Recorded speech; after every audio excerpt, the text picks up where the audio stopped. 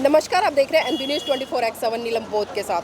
साथियों, लगातार 51 दिन से महाबोधि महाब्यार मुक्ति आंदोलन चल रहा है। तमाम तरह की प्रतिक्रियाएं इस आंदोलन में आ रही हैं। तमाम लोग आ रहे हैं, जा रहे हैं। कुछ लोग इसके समर्थक हैं, कुछ लोग कहीं ना कहीं इसका विरोध भी कर रहे हैं। खैर, मैं उस पर चर्चा नहीं करूंगी। आज मेरे साथ में जानी मानी एक ऐसी हस्ती है जिसे मैं कट्टर हिंदू कहूँ, पाखंडी कहूँ, किन किन शब्दों से मैं उनकी संज्ञा दूँ समझ नहीं आ रहा है फिलहाल। और यादव जी हैं, सिद्धार्थ जी, आप सभी सोशल मीडिया के माध्यम से इन्हें जानते होंगे। अचल जी, जानना चाहूंगी क्योंकि लगातार आपको पाखंडी कहा गया, अंधविश्वासी कहा गया, ढोंगी कहा गया, तरह तरह के शब्दों से आपको नवाजा गया, तो इसके पीछे कारण क्या था? कारण इसका बड़ा रहा है कि जब मैं जैसे हमारे समाज में पूरा समाज है पाखंडों में उलझा हुआ है, 9 दिन के व्रत करता है और खाना पीना भी नहीं खाता है। मैं तो उससे भी 10 कदम आगे था। मैं पाखंड में पूरी तरह से लिप्त था, बजरंग दल की पताका लिए घूमता था। लेकिन एक दिन समय आया, मुझे पता चलता है कि जिनकी पताका लिए मैं घूम रहा हूँ, मैं केवल एक मोहरा भर हूँ। तो घटना क्या घटी थी जब आप इस तरफ आए और उस दिशा से हटे? घटना ये हुई थी कि बजरंग दल का बड़ा कार्यक्रम था आरएसएस कार्यालय लखनऊ में, और उसमें केवल ब्राह्मण और ठाकुर ही कार्यक्रम में थे। और मेरी इन लोगों से निकटता होने के कारण एक मित्र था, वो ले गया, बोला क्योंकि ऐसे चेहरे से थोड़ी कोई पहचान पाएगा कि तुम यादव हो। हमने कहा चलो चलते हैं। वहाँ गए, हाल खचाखच भरा हुआ था और मेरे एंट्री मारते ही पूरा उनका कार्यक्रम बंद हो जाता है, क्योंकि मुझे पहचानते थे वहाँ पे। जैसे मेरी आज अपने समाज में पहचान है, इसी तरह वहाँ भी मेरी पहचान हुआ करती थी। मैंने जहाँ रहा हूँ अपना बेस्ट दिया है मैंने। तो वहाँ पर जब मैं पहुँचा, कार्यक्रम बंद हो गया और कहा उन्होंने कि अब ये कार्यक्रम 1 घंटे बाद चलेगा।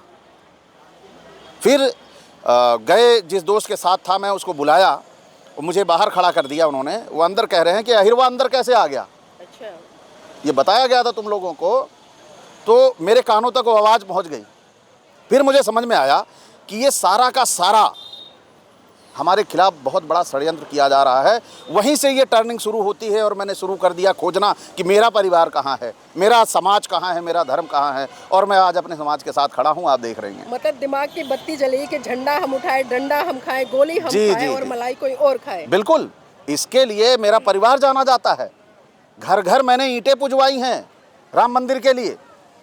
लेकिन जिस दिन पता चला ये नहीं है हमारा, उस दिन मुझे जीवन का सबसे बड़ा पश्चाताप हुआ कि मैंने कितनी बड़ी भूल की थी ना जानकारी में। तो जब उस संस्कृति से निकलकर इस संस्कृति की तरफ आए, यानी कि जो बुद्धिज्म की संस्कृति है, प्रज्ञा की संस्कृति है, ज्ञान की संस्कृति है और एक तरह से प्रकाश की संस्कृति है, तो लोगों में कुछ तो हलचल हुई होगी, खासकर उन लोगों में जहाँ तक जिनका कल तक आप झंडा उठा रहे थे। जी, हलचल तो बहुत हुई। आज 9 FIR मेरे ऊपर है, इसके गवाह है। वही तबका कर रहा है कि अभी भी लौट आए, परेशान कर दे इसको, ये दुखी होके आ जाए। लेकिन मुझे जो आनंद है, यहाँ पे मुझे कुछ बनावटी नहीं बनना है ना। यहाँ मुझे पता सारे मेरे अपने हैं, जितने लोग खड़े सारे मेरे अपने हैं। यहाँ मुझे कोई बनावट करनी है, कुछ नहीं करनी। और वहाँ मुझे बनावट करनी है। क्या बनावट करनी है? ये फला जाति का है, ये फला जाति का है, ये श्रेष्ठ है, ये नीचा है, ये ऊंचा है, इसको कैसे कर लूँ मैं? यादव जी, लगातार एक सवाल उठता है क्योंकि ललई सिंह यादव की जब हम बात करते हैं तो एक क्रांति, एक जुनून और कहीं ना कहीं वो दृश्य सामने आ जाता है जब उन्होंने वो आंदोलन किया होगा। और आज बहुत सारे यादव समाज के लोग कहीं ना कहीं ये कहते नजर आते हैं कि जो ललई सिंह यादव थे वो पागल थे, मूर्ख थे, इसलिए वो इस दिशा में चले गए और उन्होंने समाज को भी भ्रमित किया। इस पर क्या कहेंगे? ये कुछ निरक्षर लोग हैं जिनको ये ज्ञान नहीं है, जो अपनी परंपरा का, अपनी विरासत का ज्ञान नहीं है, वो ये बोल सकते हैं। क्योंकि इधर हमारा बहुत बड़ा परिवार है, हमारा समाज है, हम इसको छोड़कर कैसे जी लें? अगर देखा जाए इतिहास उठाकर, तो इतिहास में जो भी लड़ाइयाँ लड़ी गई हैं उनमें यादवों की प्रमुखता से हिस्सेदारी रही है। जब आप मार्शल कौम के व्यक्ति हो तो क्या किसी का आप उत्पीड़न कर सकते हो? कभी नहीं। मार्शल कौम किसी पे उत्पीड़न होते हुए देख नहीं सकती। मतलब रक्षा के लिए एक तरह जी, रक्षा के लिए। तो वो कैसे अपनी इन परंपराओं को छोड़ दे, कि इतने बड़े परिवार को छोड़ दे, अपने लोगों को छोड़ दे? ये जो कर रहे हैं ये बहुत ही धूर्त किस्म के आदमी हैं।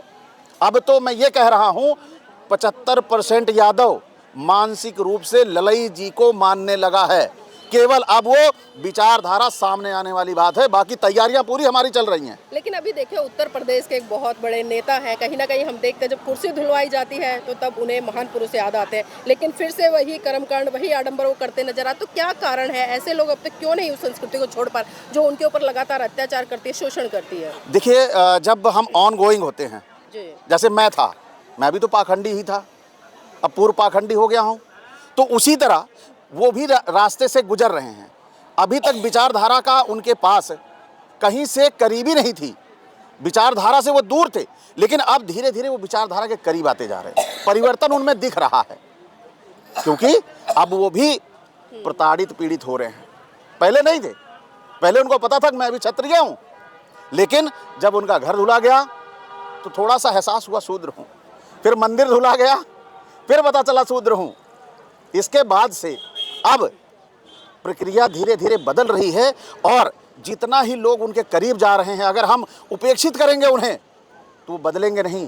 ज़रूरत है करीबी की, उन्हें उनके पास विचारधारा को पहुंचाया जाए जिससे वो बदले, और वो बदलेंगे तो देश की भी राजनीति बदल जाएगी। अच्छा जी, अभी आपने बात करी कि कम से कम 70% यादव समाज कहीं ना कहीं ललन सिंह यादव की विचारधारा को समझ रहा है, और ललन सिंह यादव जी की बात करें तो वो बौद्ध बने, और जिस तरह से उन्होंने सच्ची रामायण का इतिहास लिख के इस देश के सामने आंखें खोलने का काम किया, उसको पाखंडवाद से बाहर निकालने का काम किया, और तमाम प्रश्न चिन्ह इस व्यवस्था पर खड़े कर दिए जो काल्पनिक है, धराशाही है, एक तरह से रेत के ढेर की तरह की आंधी आए और एक ढेर में बह जाए। तो जानना चाहूँगी, क्योंकि मैं भी इस आंदोलन में पिछले 12 दिन से हूँ, लगातार ऑब्जर्व कर रही हूँ, आपको छोड़कर या एक दो लोगों को छोड़कर अभी तक जो यादव समाज है उसकी सक्रिय भूमिका नहीं दिखाई दे रही। तो कारण क्या है? कारण ये है, पहला तो जो जागरूक यादव हैं वो उत्तर प्रदेश में ही हैं। बिहार में जागरूकता की बहुत कमी है। बिहार ही नहीं, मध्य प्रदेश तो पूरी तरह से पाखंडियों का हो चुका है यादव में। तो जो जागरूकता है वो अब वहाँ से धीरे धीरे शुरू हो रही है। यानी मैं आया हूँ, हम यहाँ पे 3 यादव आए हैं, ठीक है, इसके बाद ये सिलसिला चलता जाएगा, यहाँ बढ़ाएंगे हम संख्या, क्योंकि ये हमारी विरासत है, और हमारी विरासत अगर हम नहीं संभालेंगे तो दूसरा कौन संभालेगा। जी, 51 दिन इस आंदोलन को हो चुके हैं, आप किस तरह से देखते हैं इस आंदोलन को? ये आंदोलन को मैं इस तरह देखता हूँ कि ये अपनी संस्कृति, अपनी संपदा को बचाने का आंदोलन है, क्योंकि जो ये बीटी एक्ट था, यह पूरी तरह से जिसे बोलेंगे विकृत मानसिकता का एक्ट है। क्योंकि आप देखिए, राम मंदिर बना, राम मंदिर में क्या बौद्ध को, मुस्लिम को शामिल किया गया? नहीं शामिल किया गया। तो बीटी एक्ट में कैसे हिंदू शामिल हो सकता है? नहीं, वो तो कह रहे हैं ना कि जो भगवान बुद्ध है वो विष्णु का अवतार है, कोई 13वां बता रहा है, कोई 8वां बता रहा है, कोई 12वां बता रहा है, और एक महाशय जी मिले, उन्होंने तो यहाँ तक कह डाला कि 24वें अवतार है। अभी 10 लोगों को मिलकर मुझे कह दे कि मैं विष्णु का अवतार हूँ, तो क्या वो मान लेंगे? ये सिद्ध करना पड़ेगा उन्हें कि विष्णु के अवतार वो कैसे थे। ये गपोले गा देना आसान है। नहीं, कल को अगर कोई ये कहता है कि ये जो पैगंबर है वो भी विष्णु के अवतार है, तो क्या उस बात को ये मान लेंगे? ये उनको नहीं मानेंगे, इनको मान लेंगे, क्योंकि यहाँ उनको भारत की संपदा पे कब्जा करना है। पैगंबर के लिए तो लगे हुए हैं कि किसी तरह इनको बाहर कर पाएं, क्योंकि पैगंबर के लोग भी समानता और भाईचारे की बात करते हैं। नहीं, कभी कहीं खुदाई कराते, कभी कहीं खुदाई कराते, लेकिन विडंबना ये है कि जहाँ खुदाई में खुदाई हो रही है उसके नीचे खुदाई क्यों नहीं करा रहे? ये इसी में तो फंस गए, खुदाई कराने पे ही फंसे। खुदाई करा रहे थे, बुद्ध जी निकलते थे, खबरें आ जाती थी। अब ये खुदाई के भी पक्षधर नहीं है, अब ये खोदेंगे भी नहीं। नहीं, क्योंकि अभी हम देख रहे थे जब से बीटी एक्ट का ये आंदोलन शुरू नहीं था, उससे पहले तमाम मस्जिदों को खोदने की बात की जा रही थी, लेकिन जब से बीटी एक्ट का ये आंदोलन मजबूत हुआ है कि महाबोधि महाविहार मुक्ति आंदोलन है और बौद्ध विरासत को बचाने की बात करें, तब तक देख रहे हैं हम भारत में आरएसएस की तरफ से या भारतीय जनता पार्टी की तरफ से उन मस्जिदों की खुदाई इन्होंने बंद करा दी है। देखिए, ये कराएंगे, मैं कह रहा हूँ, अगर ये आंदोलन और तेज हो गया तो इतने दहशत में हो जाएंगे, हवन कुंड का गड्ढा नहीं खोदेंगे ये। मतलब डरे हुए हैं जी, हवन कुंड का गड्ढा नहीं खोदेंगे ये।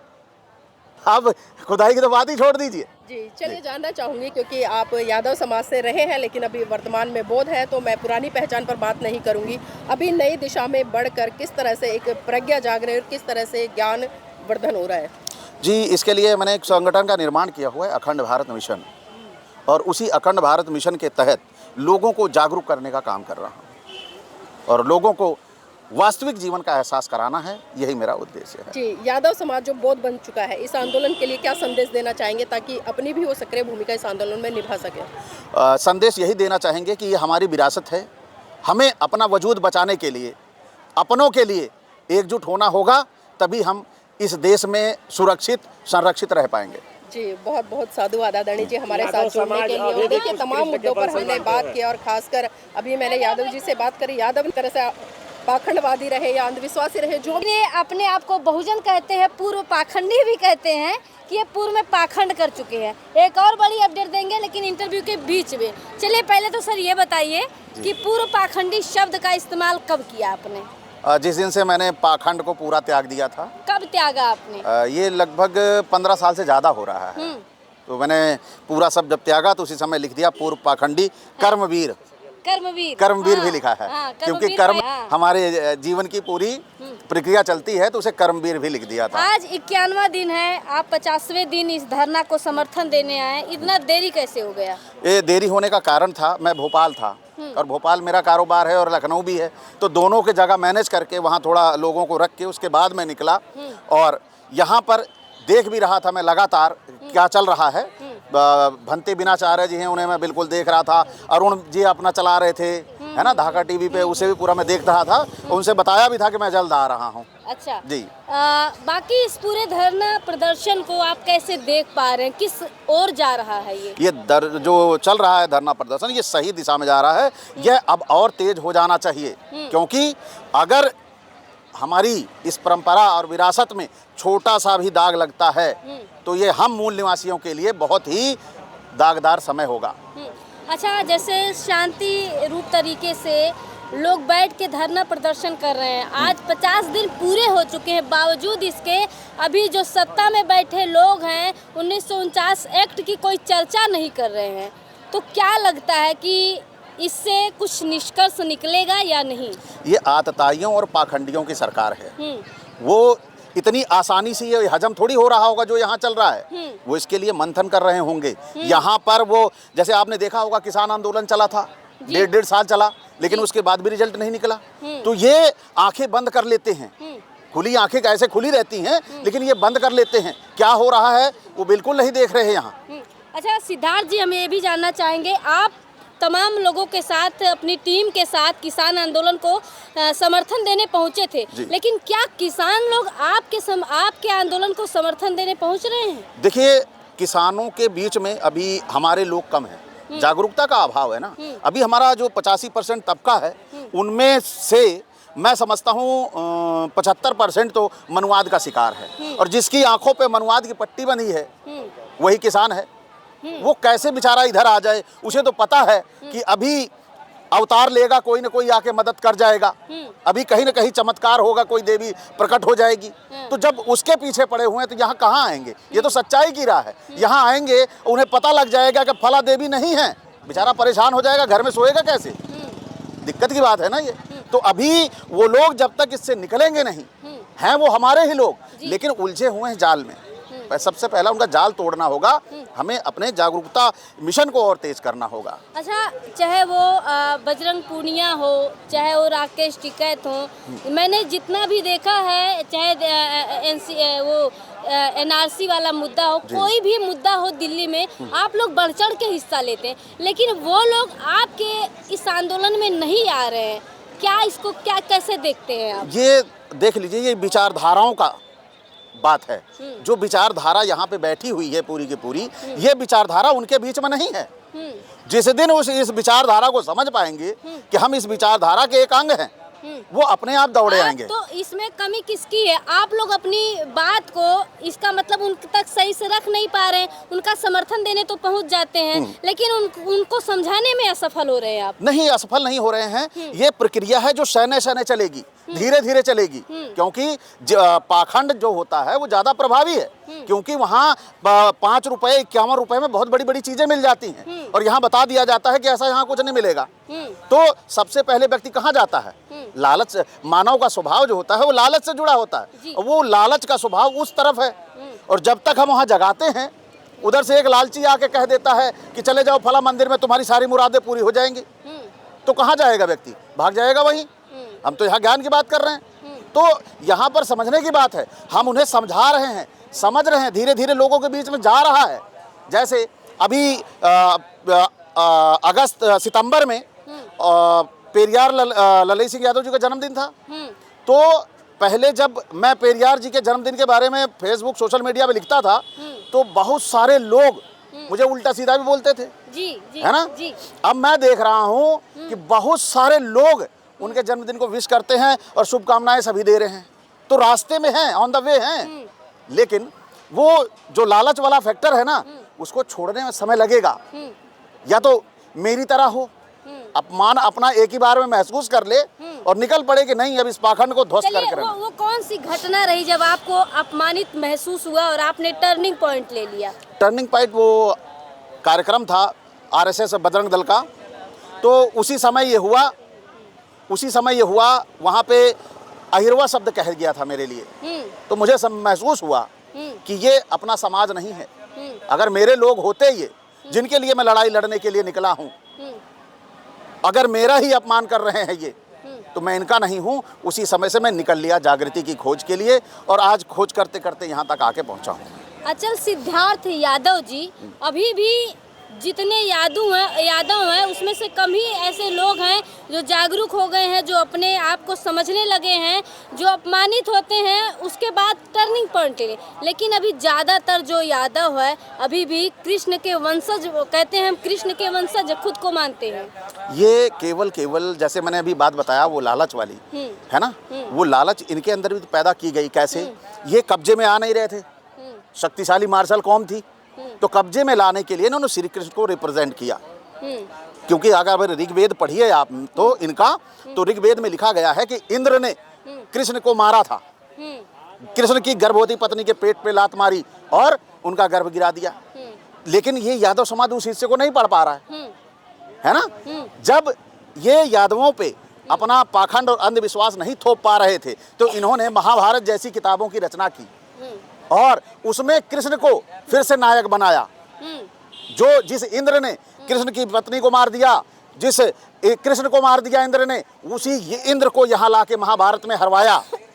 और जब यहाँ पे हरवाया तो इस यादव जाति के दिमाग में आया कि हमारा महापुरुष है, और उसी महापुरुष के जाल में उलझे पड़े हैं। और धीरे धीरे अब पता लगता जा रहा है कि यह हमारा जाल कितना बड़ा है और कृष्ण के जरिए हम लोगों को ट्रैप करके हमें उस गर्त में गिराना, गुलामी की गर्त में गिराना चाहते हैं। अगर ये जिस दिन इन सबको पता लगेगा, धीरे धीरे अपने आप आएंगे और ये आपसे पहले आपकी रक्षा के लिए पूरा का पूरा यादव खड़ा होगा, ये मैं दावे के साथ कहता हूँ।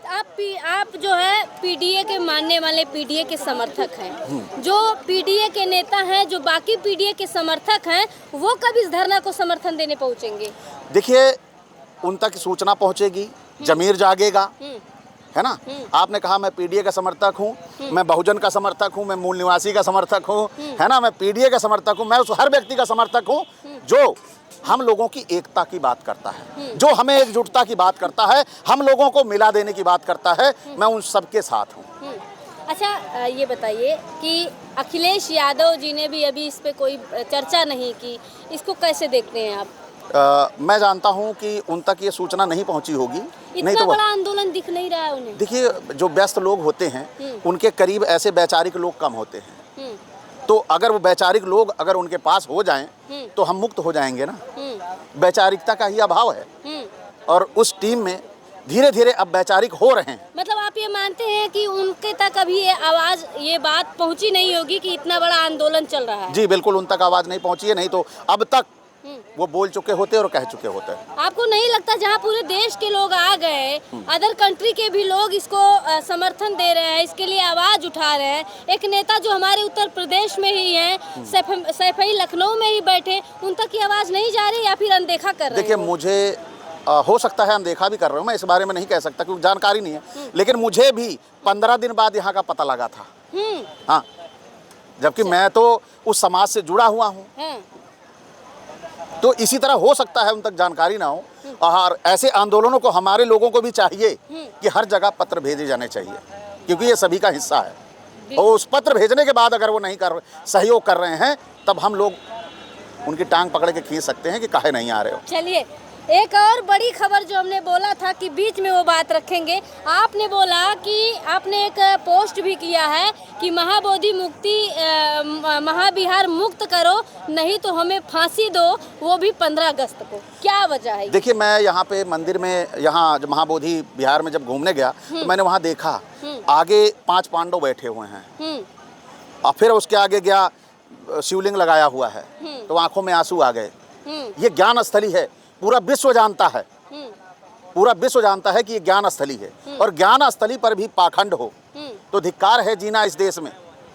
तो मैं कहता हूँ यहाँ के प्रधानमंत्री, राष्ट्रपति कि हमको फांसी चढ़ा दो, इन्हीं पंडितों को सब जगह लगा दो, शिवलिंग बना के पूजते रहें। वो भी 15 अगस्त की मांग। मैं उसी दिन चाहता हूँ कि देश उसी दिन आज़ाद हुआ था, तो मैं उसी दिन चाहता हूँ, मैं जीना नहीं चाहता इस देश में कि जहाँ पर हम लोगों का अस्तित्व का खतरा हो, तो उस देश में जी के क्या फायदा। इतनी पीड़ा है आप जी बिल्कुल। वो 5 पांडव नहीं, बुद्धा की मूर्ति है, पांडव रूप दे रहे हैं। जी बनते जी, आप क्या कहना चाहेंगी कि जिस तरीके से अचल सिद्धार्थ यादव जी पहुंचे हैं लखनऊ से और ये मांग कर रहे हैं कि महाबोधि महाविहार मुक्त करो, नहीं तो हमें फांसी दो, वो भी 15 अगस्त को, कैसे देखती हैं इसे? देखिए, मैं फांसी के पक्ष में नहीं हूँ। हम जिंदा रहेंगे तो देख लेंगे, अब जिंदा नहीं रहेंगे तो कुछ मिलेगा नहीं। इसीलिए उनके मन में वो पीड़ा है ना, इसलिए पीड़ा मांग कर रहे हैं। बेशक हो, हमें मरने से कुछ नहीं मिलेगा। संघर्ष करते रहिए, आज नहीं कल हासिल होगा, ऐसा संघर्ष करें, क्योंकि जो भी हम काम करेंगे तो हम अपने देखने के लिए, मृत्यु तो यूं ही होता है, चलो मर जाए तो कौन हमारा काम करेगा। चलिए, मरने पर कुछ नहीं होता। यही है, महाबोधि महाविहार मुक्त होना चाहिए। और वो 4 पांडवों की मूर्तियां नहीं, 4 बुद्धों की हैं, उन्होंने पांडव करके उन पर कपड़े लाद दिए हैं। वहाँ शिवलिंग नहीं था, शिवलिंग रखा गया है। और वो जो चबूत, जहाँ मेन टेम्पल है, तथागत भगवान बुद्ध की मूर्ति है, और उसके एक डोनेशन बॉक्स के साथ गोल गोल बनाया गया है, और वहाँ फूल डाले। वो जो पंडित हमेशा, मैंने आज से 10 साल पहले कहा था, वो ये कुछ लेता था ऐसी चाकू की तरह और कुरेदते रहता था एक साइड से। मैंने आज भी जाकर देखा। चलिए, तो हम दोबारा तराशी हुई जगह है, ये भी देखने की है। वो अंदर तक खुरापाती करते और जो पिंडी बनाने की कोशिश कर रहा था, ये मन में लग रहा है। चलिए, बहुत बहुत शुक्रिया। हमारे साथ फिर से हम जुड़ना चाहेंगे सिद्धार्थ जी से। सिद्धार्थ जी, क्या कहना चाहेंगे इस आंदोलन स्थल से? बाकी जो आपको देख रहे हैं उनसे क्या कुछ कहेंगे? मैं सभी को ये संदेश देना चाहता हूँ आपके माध्यम से, आपके चैनल के माध्यम से, कि जो भी ये देखे अपने घर से निकल पड़े और इस आंदोलन को पूरे देश में एक सबसे बड़ी क्रांति के रूप में खड़ा कर दे, यही संदेश देना चाहता हूँ। चलिए, बहुत बहुत शुक्रिया। तो ये रहे हमारे साथ अचल सिद्धार्थ यादव।